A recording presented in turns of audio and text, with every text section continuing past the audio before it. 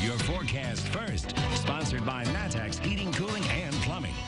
After a sunny and warmer than average day, clear skies tonight are going to allow for temperatures to fall back off again. This reading is already dipping down into the mid-40s here from Champaign. Now, some clouds around helping to keep temperatures up a little bit, but there's a front that's going to move through. It's going to drive the temperatures back down as we head into early tomorrow morning. The commute forecast looking at readings are going to be down near the freezing mark to start the day, but we'll see plenty of sunshine. It's only going to warm us up, though, to about 44 degrees for a high temperature later into the afternoon. The temperatures get better later this week. We're talking 60s. We'll also tell you when some rain could move in when we come back. WCIA 3 News starts right now. Now from WCIA 3 News. If you don't wear a mask while out in one city, it'll soon cost you. We'll explain how much. And COVID cases are hitting new highs that surpass the first wave in March. Now teachers want to know, why haven't all schools gone remote? And a family mourned the death of a loved one, only to later learn it was a stranger. How they're trying to help right the wrong. You're watching your local news leader. This is WCIA 3 News at 10.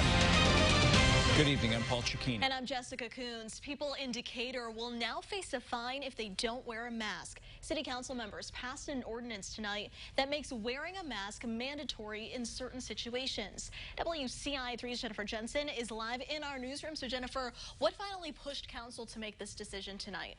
Jessica, a soaring COVID positivity rate coupled with the likely potential to get worse as the winter holiday season approaches pushed the council to pass this. The ordinance would require everyone who lives in Decatur to wear a mask when around other people outside of their homes. Examples of this include when shopping at stores, picking up food from drive-thrus or other restaurants, traveling on public transportation, and interacting with people at work, places of worship, or any other collective activity. Now, there are some exceptions to the mask ordinance. Children under 2 and those with medical conditions don't have to wear them, and when eating out or drinking in public. The city would require businesses to monitor this and refuse service to people who violate the ordinance if they do not qualify for those exceptions mentioned. Police have also been charged with monitoring complaints of noncompliance as well.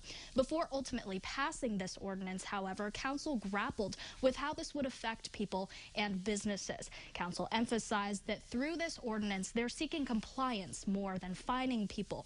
But for those who violate the ordinance, they will face a penalty of a fine. Individual people would be fined $25 for the first offense, escalating to $250 for continued noncompliance. Businesses in violation would be fined from $50 to start to $500 for continual noncompliance. This mandate is in effect until further notice, and for more on the conflicting viewpoints of city council members on this, go to WCIA.com. Jessica, back to you. All right, Jennifer, thank you so much. Meanwhile, Macon County's health department is recommending schools switch to remote learning through January 15th. The Decatur School District is already fully remote, and other districts are now figuring out their plans moving forward. The health department is also asking people to keep holiday gatherings to small groups of immediate family.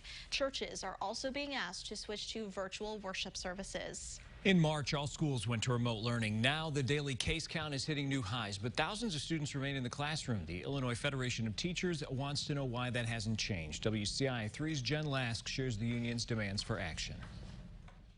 We desperately want to be back in school with our kids, back in colleges and universities in person, but we can't get there if the state can't get this virus under control.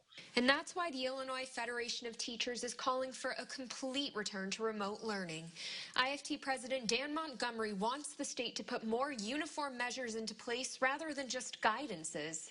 That would take some of the burden off superintendents and school boards. They're afraid maybe to make the call, especially if they have some vocal parents who say, no, we want to be in person. So that's why we think we need really clear metrics from the state about when you should go fully remote. When asked about IFT's demands, Governor Pritzker said the state was not ordering all remote learning right now.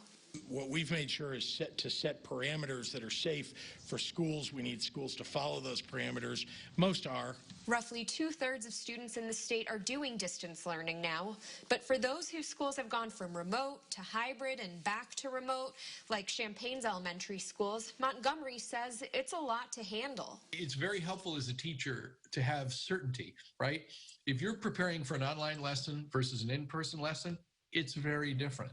IFT's gone to court in a few districts for unsafe settings, but I wanted to know, could strikes come next? We've said all along, we'll do everything, and our locals do everything they can to protect their communities, their students, and their members. Thankfully, we haven't had to take that step. For now, they're waiting to see what the state's next step is instead. In Champaign, Jen Lask, WCIA 3, your local news leader. IFT is developing a crowdsourced COVID tracking site for its teachers to fill out when cases happen in their district. They hope to roll that out in December. Now, looking at the state's coronavirus numbers, more than 11,600 newly confirmed and probable cases were announced today. The positivity rate's at 14.7%. More than 5,500 people are in the hospital, with more than 1,100 in the ICU and 500 on ventilators. 37 more people have died, including a woman in central Illinois. More than 10,700 people have died from COVID since March. Illinois hospitals registered a 70% spike in COVID-19 patients in the last 2 weeks, and state health officials say that number is still rising. Our Capitol Bureau Chief, Mark Maxwell, has the latest from Springfield. We can all see it. Things are getting worse. Illinois public health officials warned Monday doctors and nurses are overworked. They're exhausted, often working overtime and double shifts. And hospitals themselves could soon be overrun.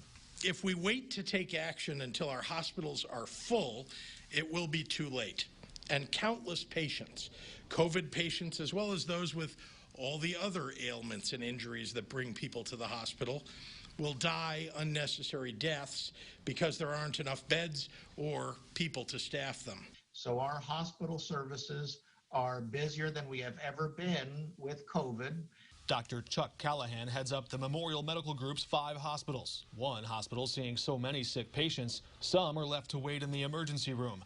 Despite the rush on rooms, it's another threat outside the hospital he says could create a crisis soon. And so if I have nursing staff and front-end staff who get sick and have to be sidelined for 14 days, that limits my ability to fully utilize all the rooms and the beds physically that I have. Out of 30,000 participants, Moderna says its vaccine proved 94.5% effective. Dr. Sam Sun monitors vaccine production from Texas with the Endemic Foundation. It looks like the vaccine is very effective, it's safe, and particularly for Moderna's vaccine trial, it's already shown that it reduces the number of severe COVID-19 cases, which is what the FDA has really been looking for. A vaccine could prevent people from ever going to the hospital. Until one arrives, doctors continue to learn on the fly. The outcomes are much, much better. And so we're keeping people alive today that frankly would have been challenged early on in the early experience of this disease. Reporting in Springfield, Mark Maxwell. The head of Memorial Health Systems in Illinois says 300 hospital employees are home in isolation right now, either sick with COVID-19 or after being exposed to someone who had it. The administration says roughly 270 of those exposures happened outside of the hospital. A man's facing weapons charges after police say he tried to take revenge for his younger brother's killing. Cameron Wilson was arrested after he showed up with a gun to an apartment in Champaign. His brother, Garyante Brown, was shot and killed Thursday. 18-year-old Calvin Williams is charged with his murder. State's Attorney Julia Reitz says when Wilson arrived at the apartment to look for the man who killed Brown, he instead found the man's family and a police officer interviewing them. Reitz says this way of seeking revenge never ends well. And that is just something that we simply cannot tolerate. That is why this gun violence is snowballing on and on and on. Something happens, someone's offended, someone turns in retaliation. Wilson has no criminal history, but he faces up to 7 years for those weapons charges. A family from Danville watched their loved one die in the hospital, or that's what they thought, until they learned it wasn't him. Keith Worrell and his family were called to Carl after being told Brian Halls was on life support.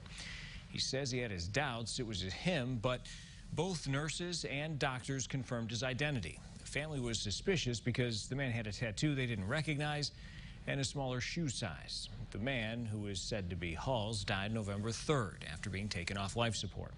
The coroner's office is now investigating the dead man's identity. Worrell hopes this never happens again. He didn't get to hold his family's hand. I was the only one there. I combed his hair. I watched him take his last breath. I feel like I'm connected to the guy, and I just want to know and tell his family that his last night he wasn't alone.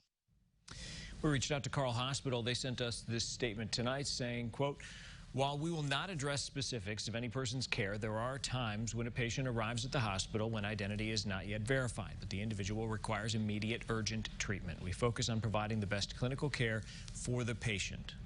Police are also investigating. Several groups are worried about anti-Semitism on the U of I's campus, what the university is doing to fight it. Plus, some gifts are items you want. How one business is making sure people have the things they need. And a bubble worked for the NBA, and some think it could work for the NCAA tournament as well.